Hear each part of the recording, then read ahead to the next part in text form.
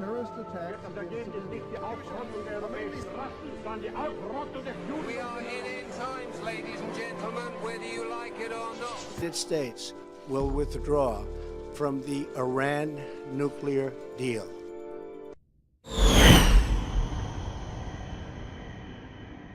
So here's my message to the rulers of Iran.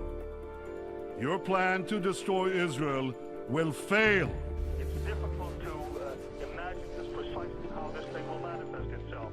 No one had expected that something like this was about to happen.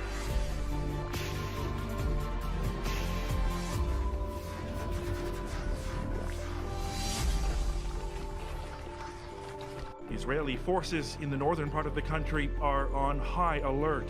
They were expecting that Iran would retaliate after several of its soldiers were killed in those previous Israeli strikes. It's clear that just 2 days after Donald Trump pulled the United States out of the Iran nuclear deal, tensions in the Middle East have ratcheted up. Well, remember, Wolf, it's almost exactly 24 hours since this all started and escalated so rapidly, but such a sharp, stark juxtaposition between what we're seeing here behind me, this almost bizarre level of quiet, and what we saw last night. מי שיפגע בנו, אנו נפגע בו שבעתיים. ומי שנערך לפגוע בנו, נפעל לפגוע בו קודם לכן. The Israeli military says it hit more than 50 Iranian targets within Syria. Intelligence sites, military bases, munitions facilities. By daylight, some Syrians were shrugging them off.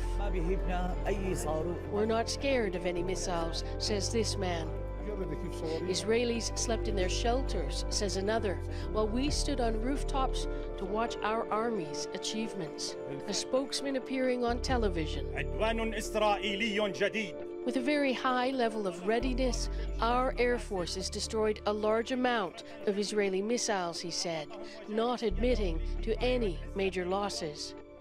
But the target of the strikes, Iranian soldiers and advisors and Shia militias trained and financed by Tehran, can be spotted up and down Syria, sent in for years now to help the president, Bashar al-Assad, win the war. A couple of nights ago, Israel's military ordered that all of the bomb shelters in the Golan Heights, like this one here, be opened up so the public can come and use them. We will not tolerate a military presence with offensive capabilities that is in the hands of the extremist Quds Force, that is part of the Revolutionary Guard inside Syria, with a tactical capability to menace and terrorize Israeli civilians. But while this escalation is concerning, neither Iran nor Israel right now appear to want an all-out war.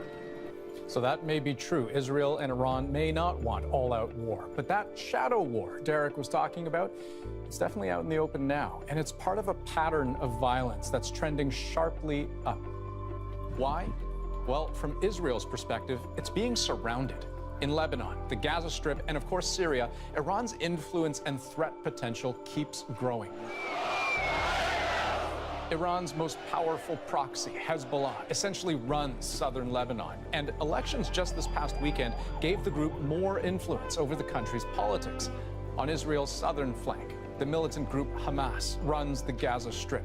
That group's links to Iran have run hot and cold, but they have recently restored ties.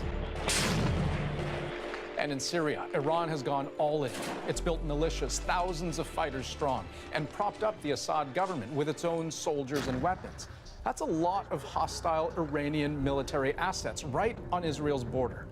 And zooming out, Russia backs both Iran and Assad to support its interests in Syria, while behind Israel, there's the U.S. Donald Trump's cabinet is stacked with hawks, keen to put more pressure on Tehran. They'll negotiate. Or something will happen.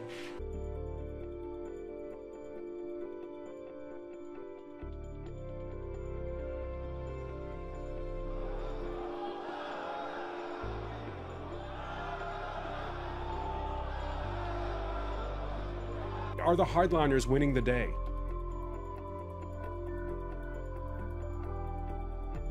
Yeah, and I think much of this rhetoric is an indication of how disappointed Iranians are in the Europeans. Many Iranians, both moderate and hardliners, are disappointed that the E3, the UK, Germany, the UK, and France didn't stand up to Mr. Trump.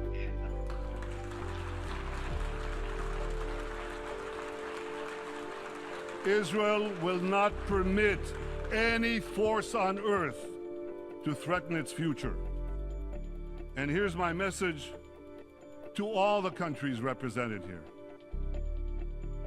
Whatever resolutions you may adopt in this building, whatever decisions you may take in your capitals, Israel will do whatever it must do to defend our state and to defend our people.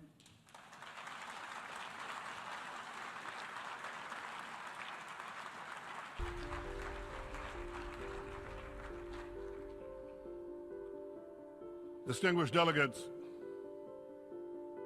as this deal with Iran moves ahead, I hope you'll enforce it. How can I put this? With a little more rigor than you showed with the 6 Security Council resolutions that Iran has systematically violated and which now have been effectively discarded. Make sure that the inspectors actually inspect. Make sure that the snapback sanctions actually snap back. And make sure that Iran's violations aren't swept under the Persian rug.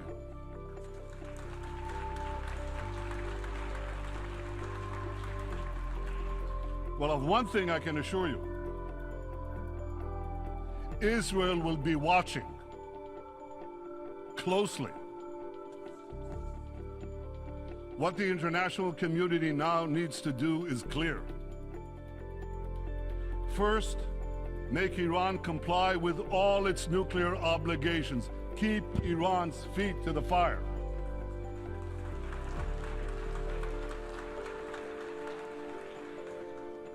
Second, check Iran's regional aggression.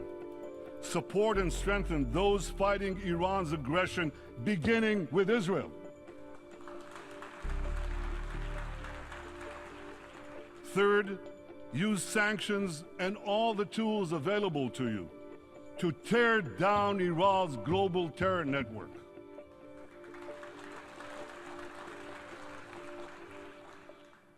Ladies and gentlemen,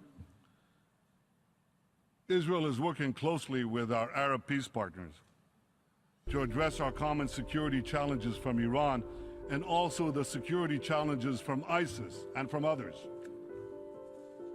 We're also working with other states in the Middle East, as well as countries in Africa, in Asia, and beyond. Many in our region know that both Iran and ISIS are our common enemies. And when your enemies fight each other, don't strengthen either one, weaken both.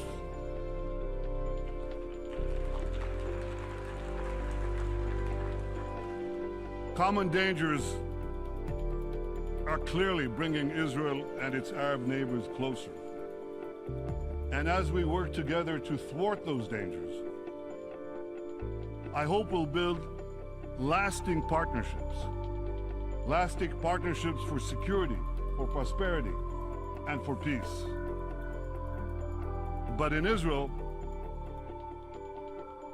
we never forget one thing.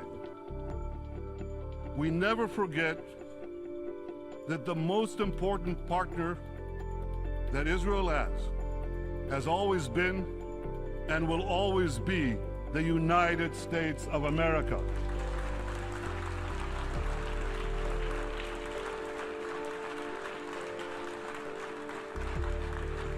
The alliance between Israel and the United States is unshakable.